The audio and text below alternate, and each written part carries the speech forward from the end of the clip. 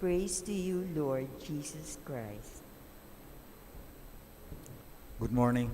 May God's blessing be upon all of us today.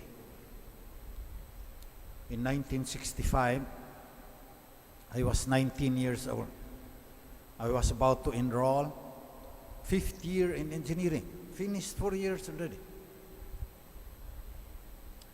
But I could not stand the feeling of being lost. I was asking, what's the meaning of this all? I will die anyway. I did not want to be the richest person in the cemetery.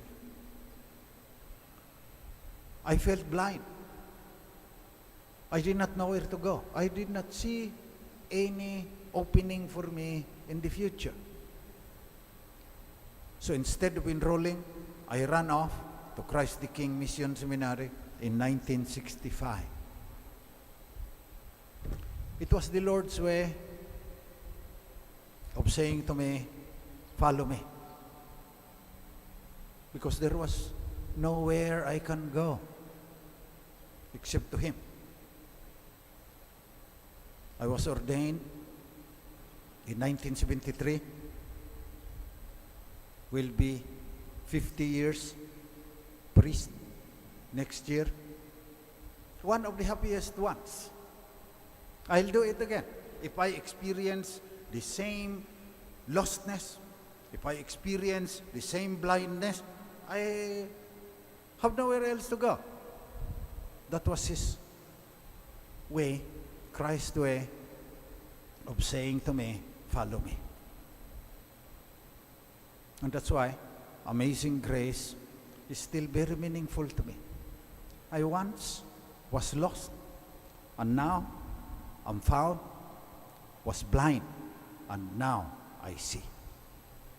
You have to be overwhelmed by the feeling of being lost. You have to experience the darkness, not being able to see. And then the song will become even more meaningful to you. I thought I was the only one. During the time, the others seemed to be doing well. I was the only one who was feeling weird. Now, that feeling of being lost, that feeling of being blind, it's felt by a lot of young people.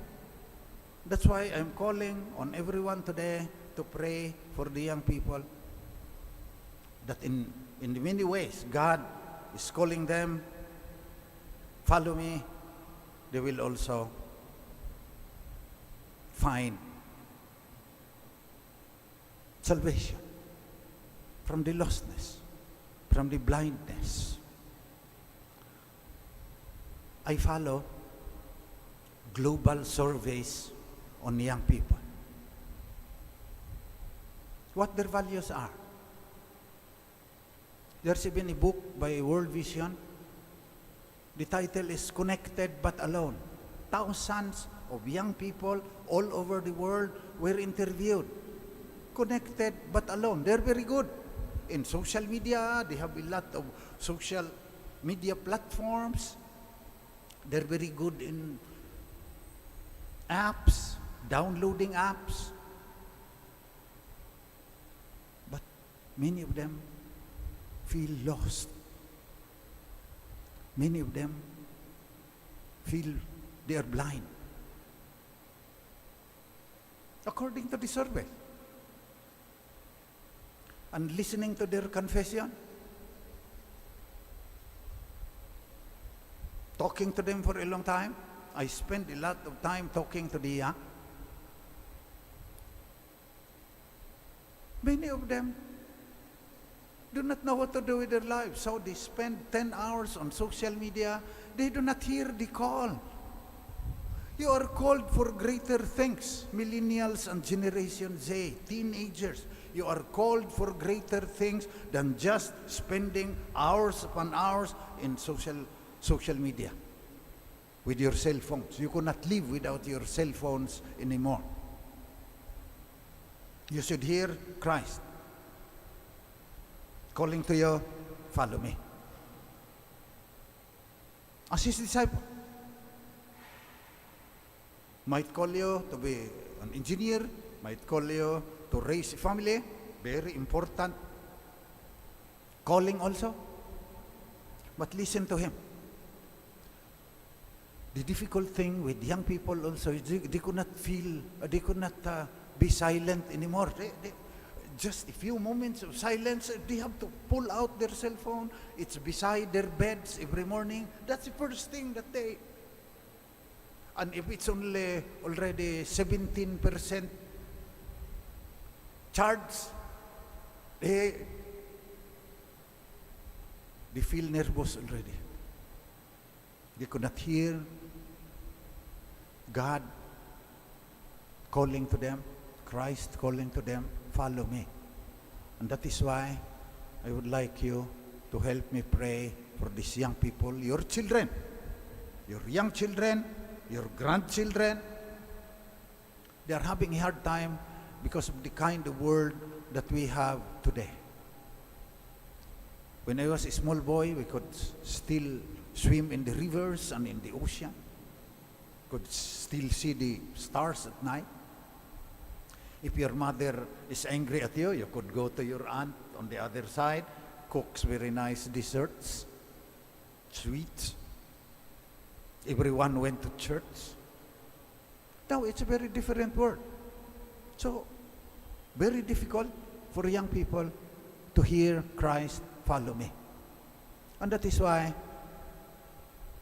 I'm 76 years old. I'm supposed to be in our retirement home. I will rage against the dying of the light. While I can still walk, I will do everything so that the kids can also experience freedom from the blindness, from being lost. Because if you follow Christ, there will be times when you will be overwhelmed with joy. Once you are freed from your being lost and from your blindness, there are times, but life will still be hard, but there are times you are praying or you're just communing with nature that you are taken up to the clouds with happiness, that there is a God, that He made the galaxies and the stars. Nakakaawa yung young people if they do not experience this kind of joy. If all the experience would be the happiness that there were many people who liked their post of what they had for breakfast in the morning, that's all. You were born for greater things, young people.